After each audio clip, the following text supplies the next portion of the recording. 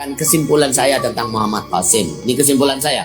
Bila nanti di depan Ka'bah beliau dipaksa untuk dibaiat menjadi Al-Mahdi, ya, kemudian yang membayarnya adalah para ulama-ulama yang tak ada janjian mereka untuk ketemu di depan Ka'bah, dalam kondisi suasana sedang hancur lebur, kacau marau, ya, carut marut, dalam kondisi yang tak karu-karuan, dunia penuh dengan pertumpahan darah, kezaliman sudah tak terkira-kira ketinggiannya, maka saat itu seorang laki-laki dipaksa nanti, dan laki-laki yang dipaksa itu ditandai dulu dengan tenggelamnya penduduk negeri Baidah, yaitu negeri perbatasan antara Mekah dengan Madinah. Di situ penduduk negeri itu tenggelam, dan ada 300 pasukan dari Suriah tenggelam juga di sana. Pasukan itu ingin menangkap dan mengejar laki-laki tersebut. Nah, apabila itu terjadi, lalu laki-laki itu sampai di Mekah, dia selamat, ya, dia sampai di Mekah, dia tawaf, sedang tawaf itu ditangkap oleh para ulama, dipaksa untuk menerima baiat. Jika terjadi pembaiatan, itulah dia Al-Mahdi. Bila memang orangnya Muhammad Qasim, saya akan imani dia. Sudah terkenal dari sebagian ulama pengingkaran secara total terhadap fenomena Al-Mahdi ini, teman-teman. Orang-orang yang mengingkari itu pada umumnya, pertama itu mungkin karena berpendapat bahwa yang dimaksud dengan Al-Mahdi itu adalah Isa ibnu Maryam. Yang kedua, bisa jadi karena kekurangannya bekal pengetahuan tentang hadis. Selanjutnya, mungkin juga yang bersangkutan berasal dari sekolah intelek kuno atau modern yang hanya menggunakan akal untuk menetapkan hukum syariat. Selanjutnya bisa jadi mereka termasuk yang terpengaruh oleh studi kaum orientalis dan juga metode mereka sendiri. Atau mungkin juga mengingkari itu dipicu oleh reaksi terhadap apa yang mereka saksikan, yaitu yang berupa tercampurnya fenomena ini dengan sejumlah khayalan dan kepalsuan. Dengan tanpa melihat sebab, pengingkaran dan motivasinya atau asal budayanya, maka tindakan yang paling perlu dilakukan pada keadaan ini adalah menyebutkan sebagian perkataan orang-orang yang mengingkari itu, menjelaskan subhan mereka, lalu membantahnya untuk menjelaskan perkara ini, terutama kepada para pembacanya. Saya memandang perlu untuk membagi bahasan ini menjadi dua bagian, ya, seperti berikut ini. Yang pertama itu ulama dan ilmuwan berpengaruh yang mengingkari fenomena Al-Mahdi. Ada juga dari para ulama dan ilmuwan Islam yang mengingkari fenomena Al-Mahdi ini tentunya, teman-teman. Nah, mungkin saya disclaimer dulu, teman-teman. Referensi saya dalam menjelaskan ini kepada teman-teman ini menurut buku dan ada referensinya. Buku yang kita kutip itu adalah Ensiklopedia Akhir Zaman karya Dr. Muhammad Ahmad Al-Mubayyad. Nah, seperti apa konten kita kali ini dan siapa saja ulama dan ilmuwan Islam yang mengingkari fenomena Al-Mahdi ini? Mari kita menyelam lebih dalam, coy.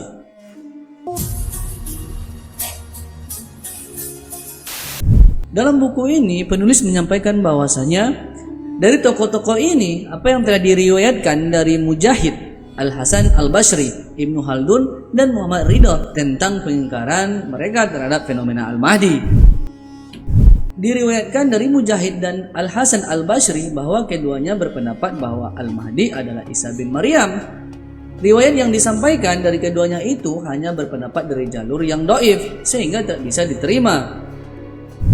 Bila dianggap bahwa riwayat yang berisi pendapat dua ulama itu sahih, maka dikeluarkan oleh Ibnu Majah yang dalam termaktub yang berbunyi tiadalah Al-Mahdi itu kecuali Isa bin Maryam. Hadis ini dikeluarkan oleh Al-Hakim dalam kitab Mustadraknya dan dia berkomentar sesudahnya.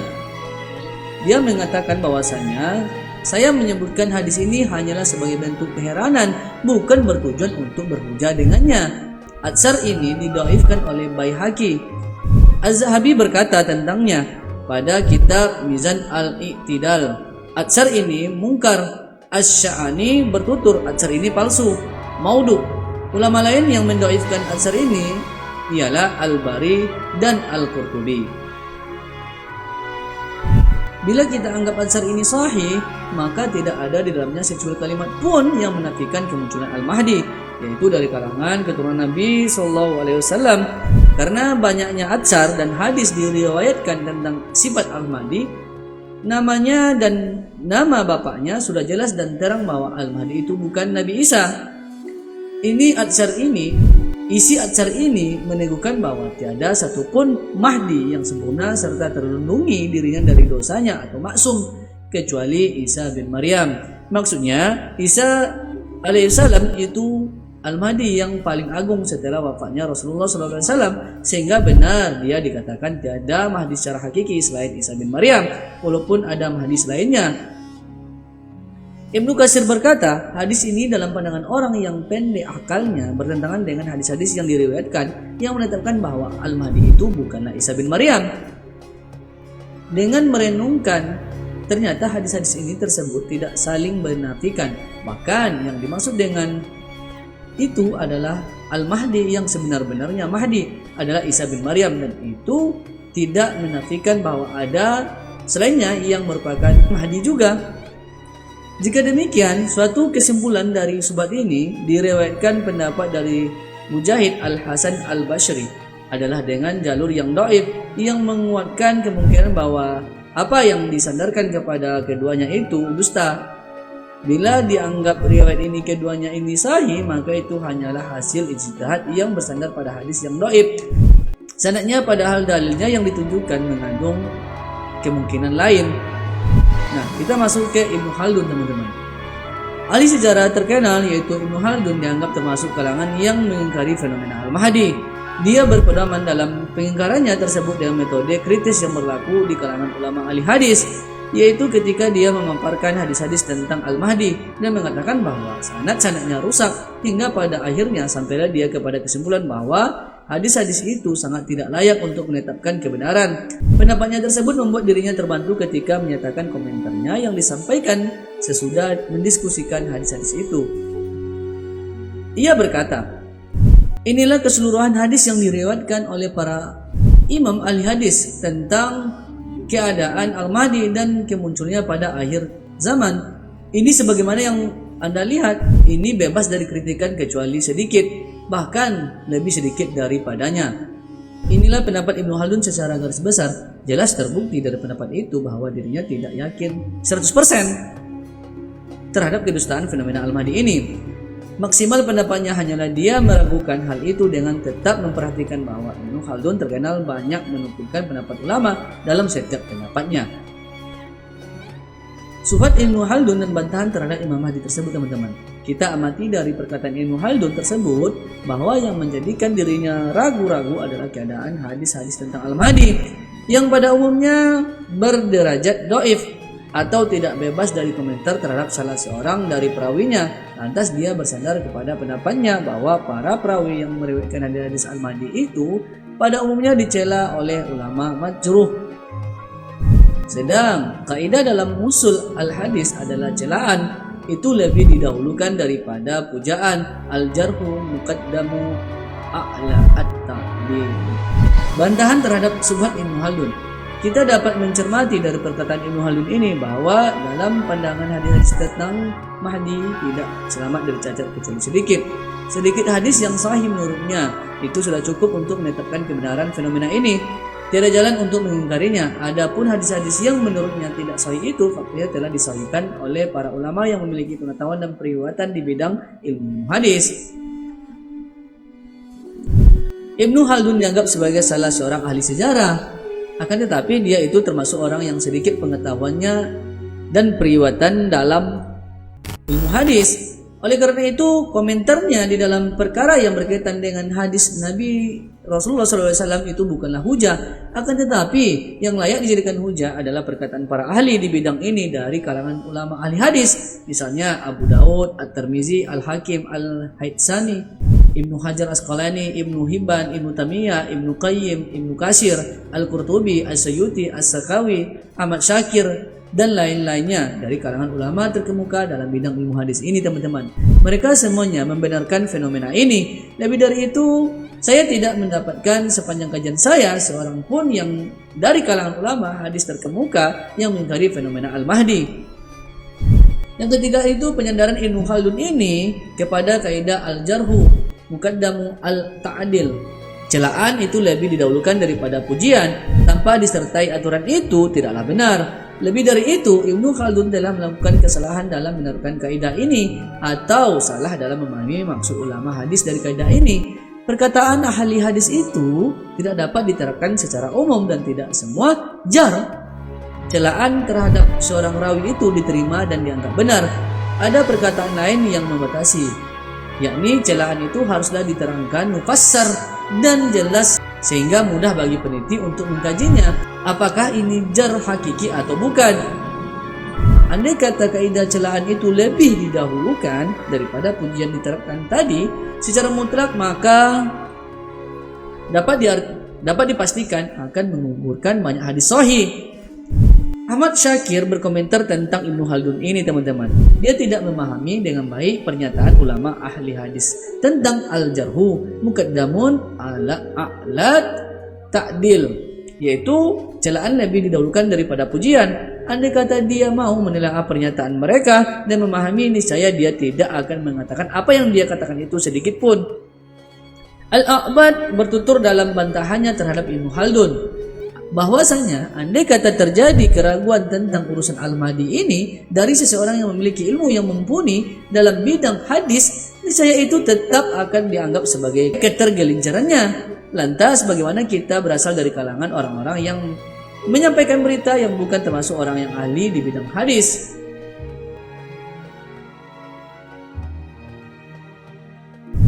Selanjutnya yang menyangkal kedatangan Al-Mahdi ini yaitu Said Muhammad Rashid Ridho. Muhammad Rashid Ridho berkata, adapun kontradiksi pada hadis-hadis Al-Mahdi, maka itu adalah fakta yang tidak terbantahkan dan jelas terbukti. Mengompromi antara riwayat-riwayat itu sangat sulit. Orang-orang yang mengingkari lebih banyak dan syubhat tentang hal itu cukup jelas. Oleh karena itulah dua Syekh Al-Bukhari dan Muslim tidak meriwayatkan sedikit pun tentang itu dalam kitab sahih keduanya. Dan ia juga berkata, karena itulah terjadi banyak perbedaan tentang Imam Al-Mahdi ini.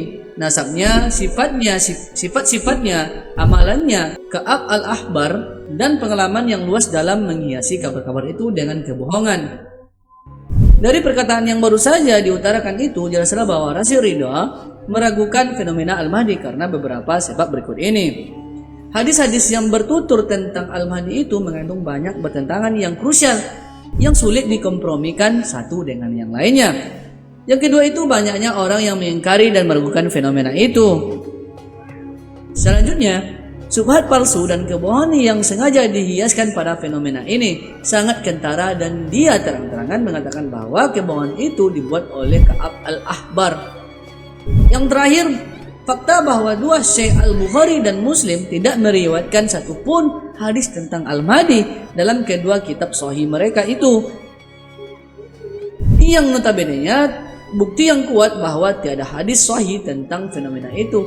Inilah keseluruhan elemen syubhat yang diutarakan oleh Said Muhammad Rashid Ridho. Kita dapat mendiskusikannya dan membantahnya dari sisi berikut. Anggap saja bahwa pertentangan krusial yang terjadi antara sekian banyak riwayat hadis Al-Mahdi itu mengakibatkan tertolaknya keseluruhan riwayat itu. Itu adalah anggapan yang tak dapat diterima karena beberapa alasan, antara lain hal ini dikarenakan beberapa alasan, antara lain yang pertama itu dari kalangan ulama yang memiliki spesialisasi ilmu dalam bidang hadis dan yang diakui kadar keilmuannya mereka tidak memandang adanya pertentangan ini yang mengakibatkan fenomena Al-Mahdi dianggap sebagai rekaan belaka. Akan tetapi mereka justru memandang bahwa pertentangan tersebut adalah pertentangan zahir yang dapat dikompromikan riwayatnya atau paling tidak ditarjih mana yang lebih kuat darinya. Yang kedua itu, siapa saja yang kokoh mendalami ilmu hadis pastilah mendapati bahwa ulama-ulama hadis memiliki metode yang sangat teliti dalam memperlakukan sejumlah riwayat yang zahirnya yang bertentangan.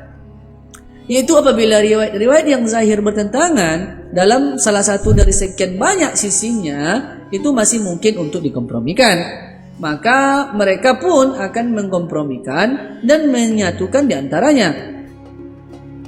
Jika tidak mungkin dikompromikan, maka mereka akan mencari riwayat yang lebih kuat daripada yang lainnya sesuai dengan metode yang mereka ada pada mereka. Tidak pernah diketahui seorang pun di antara mereka yang mengingkari seluruh dalil atau riwayat. Andai kata mereka menempuh cara seperti yang ditempuh oleh Muhammad Ridho, niscaya akan mengakibatkan ditolaknya banyak nas dan lenyaplah pokok ajaran Islam. Satu pengingkaran terhadap ajaran yang baku yang kemudian akan mengakibatkan terguncang dengan hebatnya metode dalam menyikapi al-hadis dari pokoknya. Muhammad Ridho memandang bahwa banyaknya ulama yang mengingkari fenomena Al-Mahdi sudah cukup untuk menolak adanya fenomena itu. Ini adalah dakwaan yang tidak bisa kita terima. Ketentuan pokoknya adalah dia harus menjelaskan kepada kita siapakah yang dimaksud dengan banyak ulama yang mengingkari itu. Apakah mereka dari kalangan ulama ahli hadis misalnya? Maka siapapun yang mengikuti pendapat mayoritas ulama ahli hadis pastilah mendapati bahwa mereka mengakui fenomena Al-Mahdi ini dan meyakini kebenarannya. Apabila mereka bukan dari kalangan ahli hadis, lalu bagaimana Muhammad Ridho berpendapat bahwa pendapat mereka dapat diterima dalam bidang yang bukan menjadi keahlian atau spesialisasi mereka, atau tidak berada dalam batas cakupan ilmu mereka? Bagaimana dia menerapkan hukum terhadap mereka pada sesuatu yang sudah keluar dari puncak ilmu mereka? Lebih dari itu, dapat dikatakan bahwa bersandar dengan semua ulama yang diakui mereka kapabilitas dalam ilmu hadis terhadap fenomena tersebut, sebagaimana yang sudah dijelaskan, sudah cukup untuk menepis semua kesamaran dan keraguan yang ada padanya. Yang keempat itu, anggapan bahwa subhat yang dipalsukan dan dikuatkan pada fenomena Al-Mahdi ini sudah cukup untuk meragukannya, adalah anggapan yang tertolak. Ini adalah asumsi generalisasi tanpa dalil. Memang benar di sana ada banyak motivasi untuk menyusupkan kepalsuan dalam hadis, khususnya tentang fenomena Al-Mahdi. Akan tetapi adanya kepalsuan yang disusupkan dalam sekian banyak hadis tentang satu perintah dari sekian banyak perintah, atau dalam satu keutamaan amal dari sekian banyak keutamaan itu bukanlah alasan untuk mengingkari semuanya. Sudah diketahui bahwa motivasi terkuat untuk membesar-besarkan keutamaan dengan melampaui batas atas pribadi Imam Al-Mahdi itu termasuk salah satu propaganda yang paling manjur untuk menambah pengikut dan menutupi kedustaan. Cara-cara kotor ini sangat biasa dilakukan oleh kaum Syiah Rafidah, golongan yang bersikap sangat berlebihan dan melampaui batas terhadap diri Ali. Apakah mereka adanya kasus seperti ini kemudian menjadikan kita mengingkari keutamaan Imam Ali? Kiaskanlah pada Al-Mahdi. Yang benar dalam golongan ini adalah kuatnya dorongan untuk memalsukan hadis-hadis tentang fenomena Al-Mahdi justru menjadikan para ulama lebih berhati-hati dalam menyikapi riwayat-riwayat yang ada dan bukan malah mengingkari dalil yang sahih dan kuat kedudukannya menurut mereka. Di samping itu perlu diketahui bahwa untuk mengetahui kepalsuan suatu hadis, para ulama telah memiliki metode yang sangat teliti dan harus mereka pegangi ketika menetapkan kedudukan suatu nas. Dengan menerapkan metode ini dalam mengkompromi sejumlah hadis, maka menjadi jelaslah bagi mereka ada hadis yang palsu di antara hadis yang marfu, dan menjadi jelas pula dalil yang tetap syabit dari dalil yang didatangkan dari luar. Adapun jika kita menjadikan orang-orang yang berkepentingan dalam masalah ini sebagai penetap hukum, atau kita menerapkan hukum-hukum secara mutlak, maka itu tidak ada sandarannya dan tidak ada dalilnya. Demikian juga dengan penetapan dari Muhammad Ridho ini bahwa hadis-hadis tentang Al-Mahdi itu buatan dan rekayasa dari Ka'ab Al-Ahbar. Maka penetapan ini juga tidak memiliki sandaran dan tidak berlandaskan dalil. Penerapan hukum syariat itu tidak boleh didasarkan pada dakwaan atau sangkaan, akan tetapi haruslah berlandaskan pada dalil. Lebih dari itu, studi dan verifikasi yang dilakukan justru mendustakan dakwaan ini.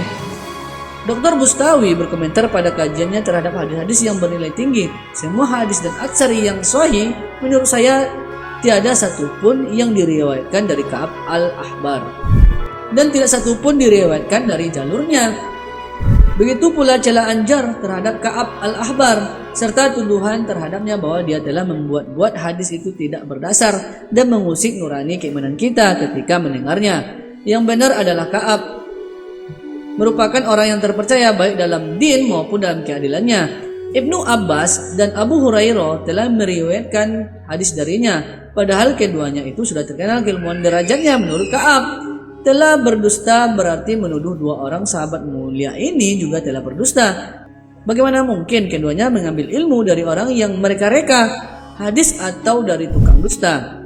Di samping itu, para penulis kitab Sahih juga meriwayatkan hadis dari Ka'ab. Yang meriwayatkan darinya adalah Imam Muslim, At-Tirmizi, An-Nasai, dan Abu Daud. Ini menjadi bukti yang menunjukkan bahwa Ka'ab radhiyallahu anhu ini adalah orang yang terpercaya, syikat dalam pandangan mereka semua. Dr. Muhammad Husain Al-Zahabi menolak tuduhan Muhammad Ridho terhadap Ka'ab Al-Ahbar dengan komentarnya, sebagaimana kita mengakui sang syekh, maksudnya Muhammad Ridho tadi, atas tuduhan yang sangat menyakitkan terhadap Ka'ab dan Wahab ini. Tudingan bahwa keduanya telah berdusta dan dakwaan bahwa keduanya telah menyandarkan keterangan kepada Taurat dan kitab lainnya, sesuatu yang tidak ada di sana, maka kita juga tidak mengakui tuduhannya terhadap ulama jar atau ta'dil yang telah membersihkan hadis untuk kita dan telah bekerja keras untuk menyingkirkan hadis-hadis palsu yang menempel padanya. Selanjutnya, tidak ada periwayatan satupun dari hadis-hadis tentang Al-Mahdi oleh Al-Bukhari dan Muslim menimbulkan keraguan akan kebenaran hadis-hadis itu. Perkataan ini tertolak disebabkan sejumlah alasan yang dituturkan oleh Dr. Al-Bustawi. Saya sebutkan beberapa editing redaksionalnya. Dua Syekh Al-Bukhari dan Muslim tidak mengetahui semua hadis sahih dan keduanya pun tidak mendakwa mengetahui semua hadis yang sahih. Ada banyak hadis sahih yang termaktub pada selain dua kitab sahih Al-Bukhari dan Muslim tadi. Sebagiannya bahkan termasuk dalam bab akidah. Apakah tidak adanya hadis tertentu pada dua kitab sahih itu mengakibatkan orang harus meragukan kesahihannya? Tentunya pernyataan ini tidak akan dikatakan oleh seorang pun dari kalangan ulama ahli hadis dan tidak mungkin pula dilontarkan oleh Al-Bukhari dan Muslim. Selanjutnya, ada sejumlah hadis yang tidak secara terang-terangan menyebutkan tentang Al-Mahdi yang diriwayatkan oleh Imam Muslim. Banyak ulama menjelaskannya bahwa yang dimaksud dengan hadis itu adalah Al-Mahdi. Tentunya berdasarkan sejumlah alasan. Dengan alasan ini disimpulkan bahwa tidak benar persangkaan yang mengatakan dua orang penulis kitab Sahih tidak meriwayatkan satu pun dari sekian banyak hadis tentang Al-Mahdi. Pokok pembicaraan ini merupakan pelengkap dari pokok pembicaraan yang sebelumnya, akan tetapi ini hanya terbatas pada pemaparan sumber-sumber lain yang disebarluaskan oleh sebagian yang mengingkari adanya Al-Mahdi dari kalangan ulama modern serta untuk mendiskusikannya.